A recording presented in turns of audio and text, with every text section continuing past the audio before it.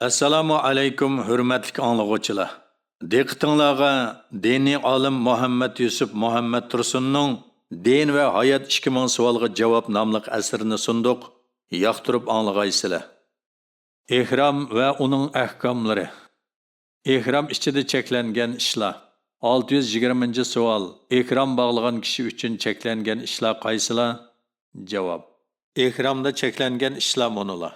Birinchi haj yoki umri uchun ikram bog'lagandan keyin chash yoki qo'ltiq tuklarini va tirnoqlarini elish.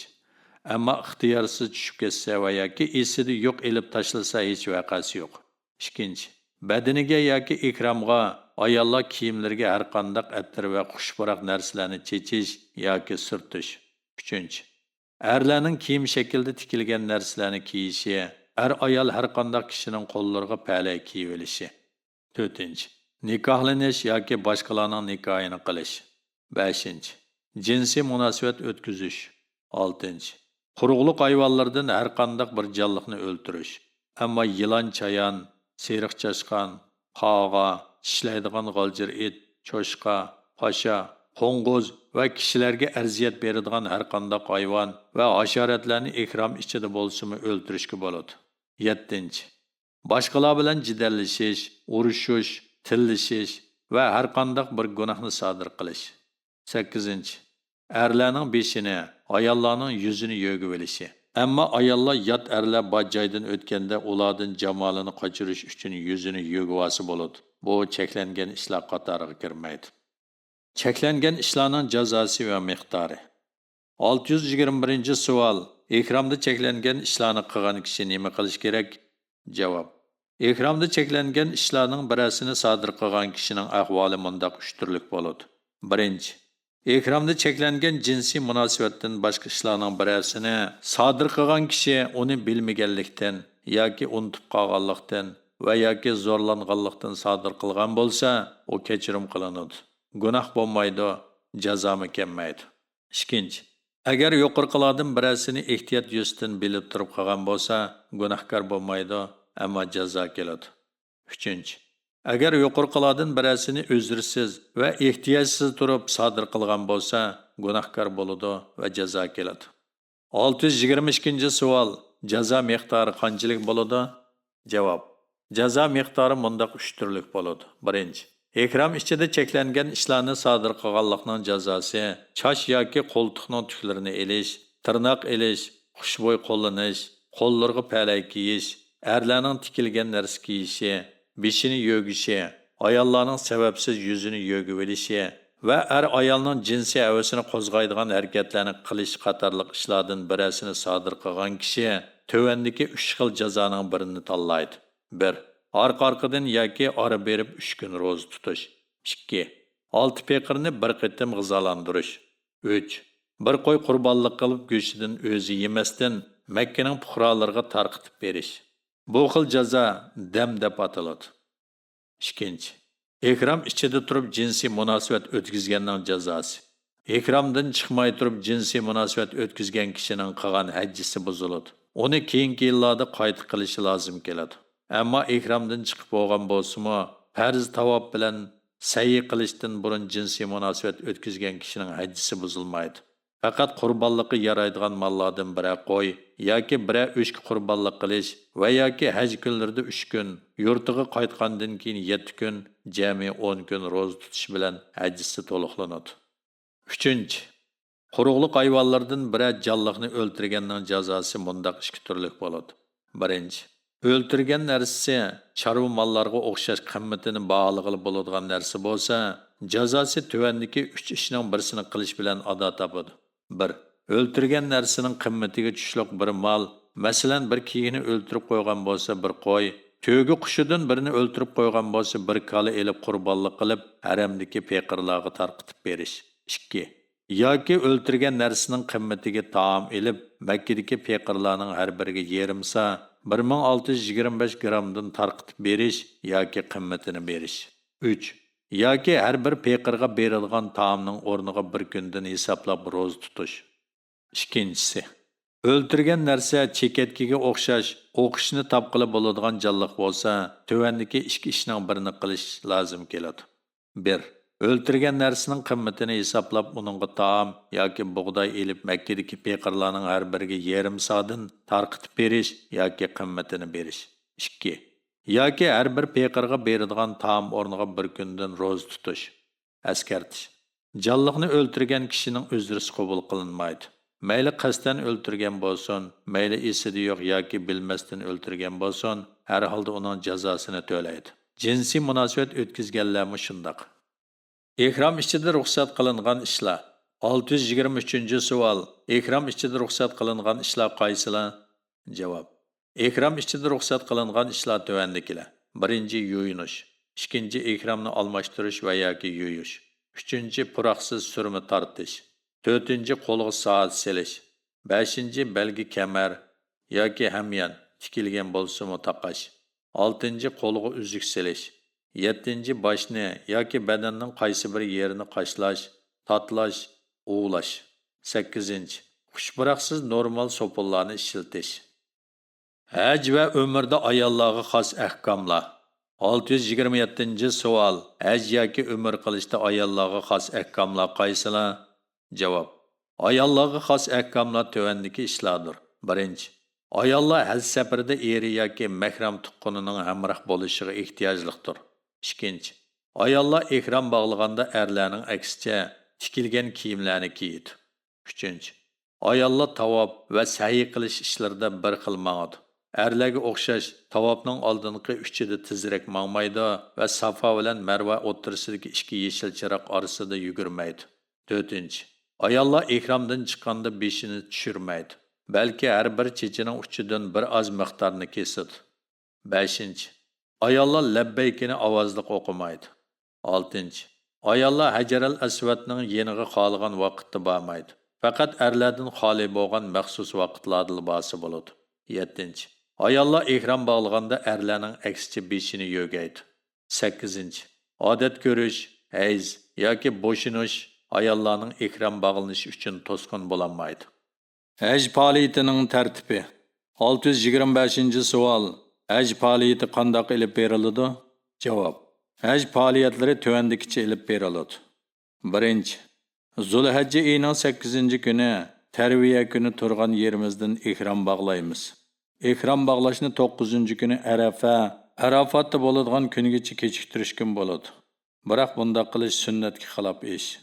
Ehrom bog'lashdan avval g'usl qilamiz va imkoniyatimiz bo'lsa badanimizga xushbo'y buyumlarni chachimiz. Ondan ey Alloh, haj qilish uchun hozir bo'ldim deb niyat qilib ehromlikni kiyimiz. 2. Ondan Minoga chiqamiz. Minoda peshin, asr, sham va xuftan namozlarini o'z vaqtida o'qiymiz. Faqat peshin, asr va xuftan namozlarining farzlarini qasr 4 rakatni 2 rakat qilib o'qiymiz. Ammo sham aslidagisi bo'yicha 3 rakat qilib o'qiladi. Chunki 3 rakatlik namoz qasr qilinmaydi. 3. Zulhijjaning 9-kuni kun chiqqandan keyin Arafatga qarab yuramiz. Arafatga yetib borganda Arafat chegarasining ichiga to'liq kirib bo'lgan yoki bo'lmaganligimizni aniq bilishimiz lozim. Chunki Arafatning chegarasining sirtida turgan kishining qilgan hajjisi qabul qilinmaydi. Chunki mundaq kishi Arafatda turgan bo'lmaydi. 4. Arafatda Qur'on tilovat qilish, duo, takbir, Allohni ulug'lash, tasbih, Allohni pok deb ta'riflash, tahlil, Allohning yagona ekanligini aytish va istig'for, gunohlarga tavba qilib Allohdan kechirim so'rash qatorliq ibodatlar bilan ko'p mashg'ul bo'lamiz. 5. Arafatda peshin bilan asrni peshin vaqtida 2 rakatdan qilib, bir azon, 2 takbir bilan jamoat bo'lib, orqa-orqadan bir vaqtda o'qiymiz. 6. Quyosh potgandan keyin tamkinlik bilan yugurmasdan talbiya o'qigan holda Muzdalifaga qarab yo'l olamiz. Yo'lda yurganda boshqalarga azor beradigan, ularni qistab qo'yadigan, putlarga dasab qo'yadigan ishlardan saqlanishimiz lozim. Chunki bularning hammasi ibodat. Ibodat boshqalarga azor berish bilan qilinmaydi. 7. Muzdalifaga yetib borgandan keyin shom bilan xuftan namozlarini bir azon, 2 takbir bilan jamoat bo'lib orqa-orqadan bir vaqtda o'qiymiz. Xuftan qasr qilinib 2 rakat o'qiladi. Ammo shom to'liq o'qiladi. 8. Muzdalifada bir qancha minut bo'lsa-mu turish bilan vojib ado bo'ladi. Biroq adisi quyosh to'liq chiqib bo'g'ichilik Muzdalifada qo'nish sunnatdir. Bu bir kechilik qo'nish jarayonida duo va boshqa ibodatlar bilan ko'p mashg'ul bo'lamiz. Shaytonga otadigan toshlarni Muzdalifada yig'ishga bo'lgandek, qaysi bir joydan yig'ishmi joizdir. Ojiz yashangan ayollar bilan bolalarning Muzdalifada kechining 20ga qadar qo'nib ketib qolishga ruxsat bordir. 9. Zulhajjining 10-kuni, hit kuni quyosh ko'tarilgandan keyin Minoga qarab talbiya o'qigan holda yo'lga chiqamiz. Minoga yetib kelgandan keyin cho'ng shayton uchun nishoni qilingan joyga berib talbiyani to'xtatamiz va shaytonga 7 tal tosh otamiz. Har bir toshni otganda Allohu akbar deb takbir aytamiz. 10. Shaytonga tosh yetib bo'lgandan keyin qurbonlik qilamiz. Qurbonlikning go'shidan o'zimizmi yesak bo'ladi, qolganlarini peqirlarga tarqitib beramiz. 11. Qurbonlikni qilib bo'lgandan keyin chechimizni tushiramiz yoki qisqartamiz. Chashni tushirish qisqartishdan afzaldir. Ammo ayollar har bir chechining uchidan 1 santimetr miqdorda kesadi. Shuningdan keyin ehromdan chiqib, odatki kiyimlarimizni kiyamiz. Ehromdan chiqqandan keyin ehrom ichida ma'ni qilingan ishlardan jinsiy munosabat o'tkazishdan boshqa hammasini qilishga bo'ladi. 12. Ehromdan chiqib bo'lgandan keyin Makka ga qarab yo'l olamiz. Masjidi Haramga yetib kelganda Ka'bani tavob qilamiz. Bu tavob ifoda, farz tavob deb ataladi. Tavobdan keyin imkoniyat bo'lsa maqomi Ibrohimning orqasiga o'tib 2 rakat namoz o'qiymiz. Agar haram qistalangu bo'lsa, bu namozni haramning qaysi bir yerda turib o'qisak bo'laveradi. Balki bunda qilish o'zimizning salomatligi va boshqalarning azorga uchirmasligi uchun eng afzaldir. Ondan Safa bilan Marvani sa'i qilamiz. Haj tamattu qilganlar yoki tavob qudum haramga qadam besish tavobini qilmaganlarning sa'ini shu kuni, ya'ni hitning 1-kuni vaqtida qilishi lozim. Ammo haj qiron yoki haj ifrat qilganlarning Safa bilan Marva orasida sa'i qilish ishini keyingi kunlargacha kechiktirishi joizdir. 13. Haramda tavob bilan sa'ini tugatib bo'lgandan keyin shu kuni Minoga qaytamiz va Minoda Zulhajjining 11, 12 va 13 kechalari qo'namiz. Bu kunlar tashrih kunlari deb ataladi. Ish oldirash bo'lganlar 2 kecha qo'niblar 12 kuni kun peshindan avval qaytib kelsimi bo'ladi. Ammo Minoda 3 kecha qo'nish afzaldir. 14. Minoda 3 kun qo'nish jarayonida peshin, asr va xuftan namozlarining farzlarini qasr qilib o'z vaqtlarida o'qiymiz. Her günü 3 şeytanның her biriga 7 taldan taş atımız. Bu kunlardagi taş etish kichik şeytandan başlanıp cho'ng şeytanda oxirlashadi. 3 şeytanның her biriga taş etishda Allahu akbar deb aytiladi. Birinchi va ikkinchi şeytanga taş etilib bo'lgandan keyin imkoniyat bo'lsa qibliga oldimizni qilib, qo'limizni ko'tarib duo qilib turamiz. Ammo cho'ng şeytanga taş atganda her bir taş bilan takbir etib to'xtamasdan qaytib ketamiz. Şunun bilan haj faoliyati tamomlangan bo'ladi. Hojilar yurtiga qaytishdan ilgari vida tavaf qilib haram bilan xo'shlashadi. Ömür faoliyatining tartibi. 626-savol. Ömür qandoq ibodat? Javob. Ömür Baytullohni ziyorat qilish degan ma'noda bo'lib, ömür qilish sunnatdir. Ömrini yilning qaysi bir oylari va kunlarida qilishga bo'ladi. 627-savol. Ömür qandoq qilinadi? Javob. Ömrü tövəndikirək qılınır. 1. Ömür qilishni niyat qilib ihrom bog'lash. 2. Ka'bani 7 qitim tavob qilish. 3. Safa bilan Marvani 7 qitim sa'i qilish. 4. Oxirda chashni tushirib yoki qisqartib ihromdan chiqish. Ömür faoliyatining tafsiloti tövəndikicha. 1. Ihrom bog'lab Masjidi Haramga yetib kelgandan keyin uningga o'ng putimiz bilan kiramiz. Kirishda Bismillahirrohmanirrohim. Elhamdülillahi Rabbil alamin. Vessalatu vesselamu ala Rasulillahi. Allahümme gfirli zunubi vabtahli ebvabe rahmetike. Yani naiti mehir şefkatik Allah'ın namı bilen başlayman. Hem de sana alemlerinin perverdigarı Allah xastır. Peygamber aleyhisselam'a durut ve salamlar bolsun. Ey Allah, günahlarımını mağfiret kılgın ve bana rahmet işlerini aşkın diyen duanı okuyumuz. Bu cimi mescidlerge kirişte okuladigan dua. 2. Kabe'ge yetib kelganda tavob qilishni boshlaymiz. Tavobni Hajarul Aswadning udulidan Allohu akbar deb boshlaymiz. Haram qistilonga bo'lmagan ahvolda Hajarul Aswadni so'yishga boramiz. Odam ko'p. Qistilonga vaqtlarda yiroqdan qo'l ishorati qilib salom beramiz. Bundaq qilish afzaldir. 7 qitimliq tavofni, ya'ni Hajarul Aswadning uduliga kelganda oxirlashtiramiz. Tavofning oldingi 3ida tezroq ma'amiz. Keyingi 4ida tamkinlik bilan ma'amiz. Tavofda o'ng qo'limizni ikramning sirtiga chiqarib qo'yib, o'ng mirimizni ochiq tutamiz. Bütün tavob jarayonida duoni ko'p qilamiz. Barliq gunohlar uchun Alloh taolodan mag'firat tilaymiz. Tavobda o'qish uchun maxsus duo belgilangan emas. Har kim o'zi bilgancha, xolisi o'z tilida, xolisi arab tilida duo qilsa bo'ladi. Payg'ambar alayhissalom mana duoni o'qigan. Ey Parvardigorim, menga bergan rizqing bilan menga qanoat ato qilgin.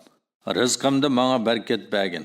Qo'limdan ketib qilib, qayta erishishim mumkin bo'lmaydigan ishlar va narsalarning o'rnini menga yaxshilik ato qilish bilan to'ldirib bergin. 3. Rukuni Yamani Ka'baning janub tarafidagi Ajrul Aswadga qarab turadigan buloq. İmkoniyat bo'lsa, bismillahi vallohu akbar deb o'ng qo'limiz bilan uni silaymiz. Va Rabbana atina fid dunya hasanatan va fil oxirati hasanatan va qina azabannar. Parvardigorimiz bizga dunyoda yaxshilik ato qilgin, oxiratda yaxshilik ato qilgin, bizni do'zax azobidan saqlagin degan duoni o'qiymiz. 4.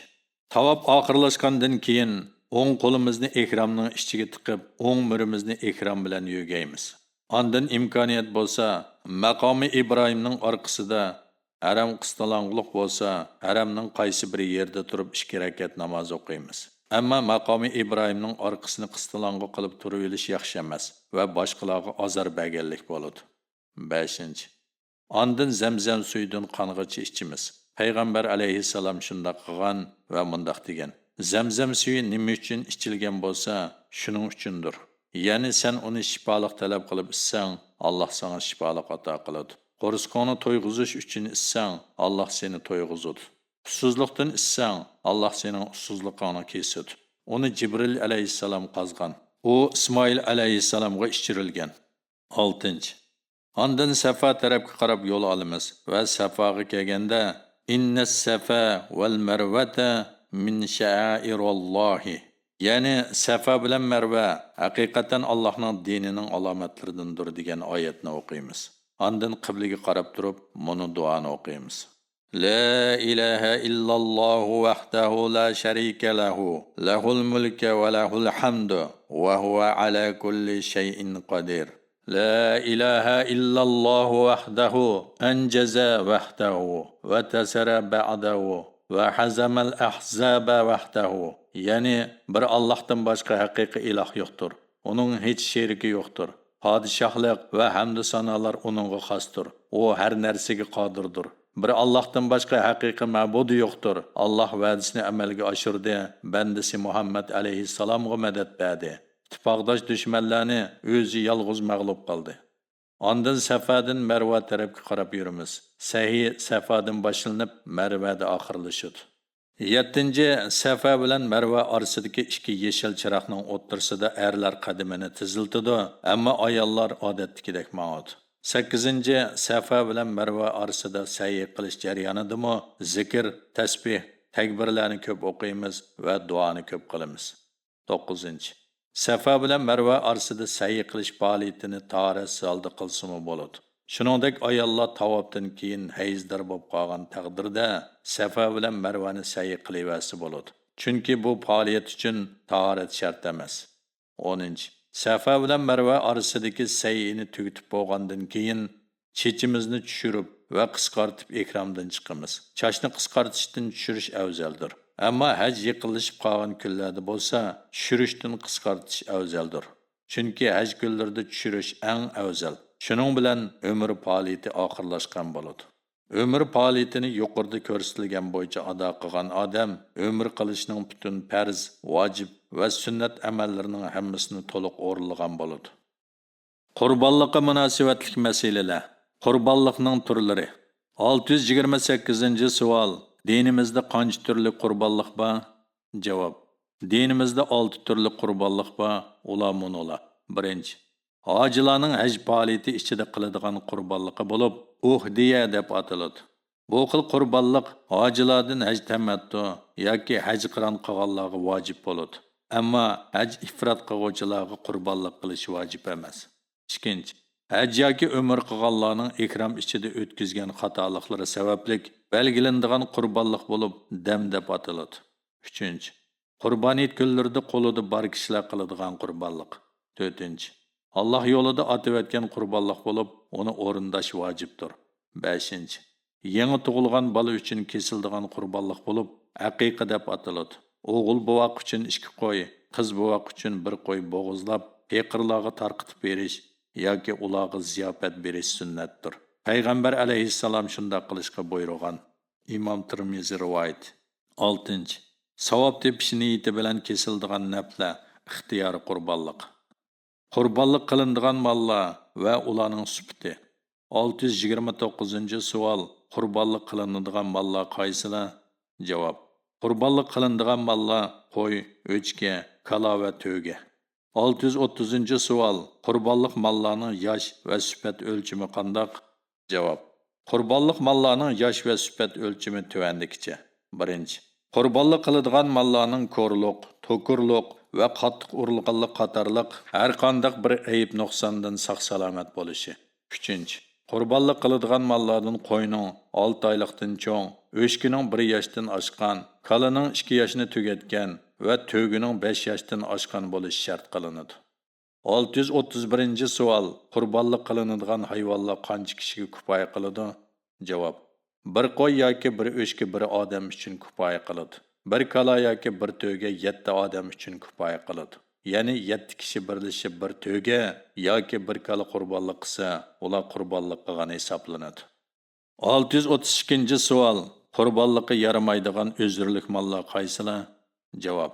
O'zidagi ayib nuqsonlar sababli qurbonlik qilishga yaramaydigan mollar tuvandikilar. 1. Kesal yoki yuqumlangan hayvon. Chunki bunda hayvonning go'shi insonning tan sog'lig'iga ziyonli bo'lganligi sababli qurbonlikqa yaramaydi. 2. 1 yoki 2 ko'zi ko'r bo'lib qolgan hayvon. 3. Quloq yoki quyruqining yarmidan ko'pragi kesib etilgan hayvon. 4. O'ri turolmaydigan holatdagi to'kur hayvon. 5. Quloqsiz yoki quyruqsiz tug'ilgan hayvon. 6. Tishlarining ko'pragi tushib ketgan hayvon. 7.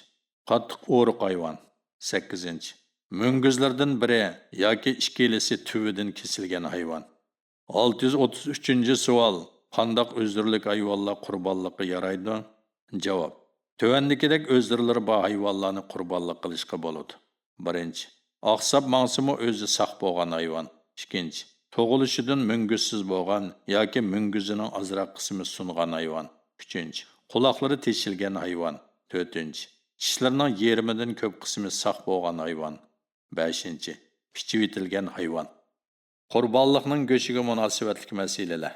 634-savol. Qurbonlikning go'shini qanday qilish kerak? Javob. Qurbonlikning go'shi mundaq bir taraf qilinadi. 1. Haj yoki umrga ihrom bog'lagan kishining ihromda o'tkazgan xatoligi sababli uningga yuklangan qurbonlik damning go'shidan o'zi va oilasidagilar yemasdan hammasini Makkaning peqirlariga taqitib berish. 2. Alloh yo'lida qurbonlik qilishni atayotganlik sababidan qilingan qurbonlikning go'shini qurbonlik qiluvchining o'zi va oilasidagilarning yeyish masalasida islom ulamolari ixtiloflashgan bo'lib, ba'zisi yeyishga bo'ladi desa, ba'zisi bo'lmaydi, chunki u peqirlarning haqqi degan. Yeyishni to'squvchilarning ra'yi peqirlarning manfaati uchun foydali va ehtiyotliq hukm.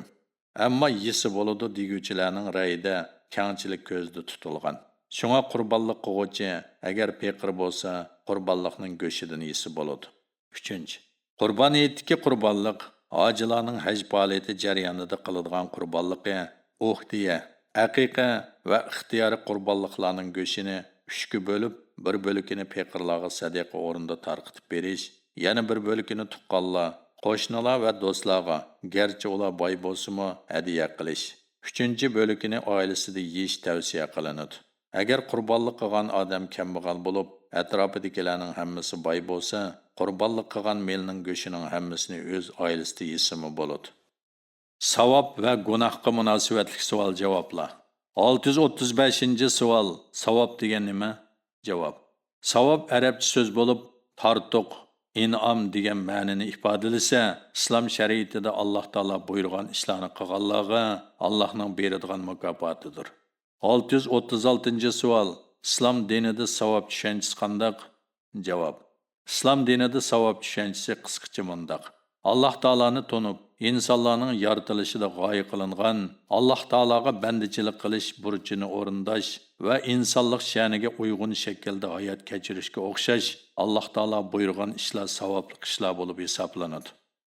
637-savol. Savob bo'ladigan ishlarning mukofoti nima? Javob. Savob bo'ladigan ishlarni qilishning mukofoti dunyoda huzurliq va xotirjam hayot kechirish, oxiratda jannatga erishishdir. Savobli ishlarning turlari. 638-savol. Islom dinida savob deyilgan ishlarning turlari qaysilar? Javob. Dinimizda savob deyilgan ishlarning turlari tuvandikilar. 1. Iymon etib e'tiqod qilishga buyurilgan islom aqidalariga yurakdan ishonish. 2. Dinimizda buyurilgan farz, vojib amallarni to'liq o'rindash. 3. Payg'ambarimizning sunnatlarini kuchining yetishicha o'rindash. 4. Allah haram qilgan ishlardan yiroq turish. 5. Islom axloqi bilan zinnatlanish va har ishda axloq fazilatli bo'lish. 639-savol. Savobi eng ko'p va ulug' amal qaysi? Javob. Savobi eng ko'p, eng ulug' amal tavhid bo'lib, tavhid butun ibodatlarning javhiridir. Tavhidsiz qilingan amal ibodatlar Allohning dargohida qat'iy qabul bo'lmaydi. 640-savol. Tavhid degan nima? Javob. Tavhid Allohning bor va bir ekanligiga chin e'tiqod qilish va butun amal ibodatlarni uningga xos qilish demakdir. Savob bo'ladigan ishlar. 641-savol. Islom dinida savob bo'ladigan ishlar qisqacha qaysilar? Javob. Islom dinida savob sanaladigan ishlarning muhimroqi qisqacha munolar. 1.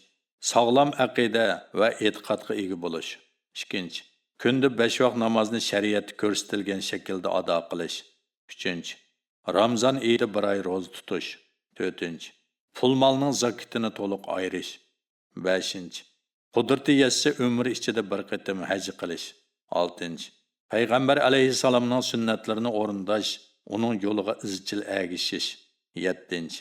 Dinni, vatanni va musulmonlarni qo'g'dash uchun Alloh yo'lida jihad qilish. 8. Har kishiga islomiy go'zal axloq doirasida muomala qilish. 9. Qur'on Karimni savobini ko'zlab, tajvid qoidalariga rioya qilib o'qish. 10. Alloh bergan ne'matlarga shukr qilish va uning shukronasini ado qilish. 11. Beshiga kelgan balo qazo va musibatlar uchun sabr qilib, Allohdan savob kutish. 12. Allohning azobidan qo'rqish va rahmatidan umid qilish bilan yashash. 13. Allohni har vaqt yod etish, butun ishlarni Alloh roziligi uchun qilish. 14. Gunohlarga tavba qilish. 15.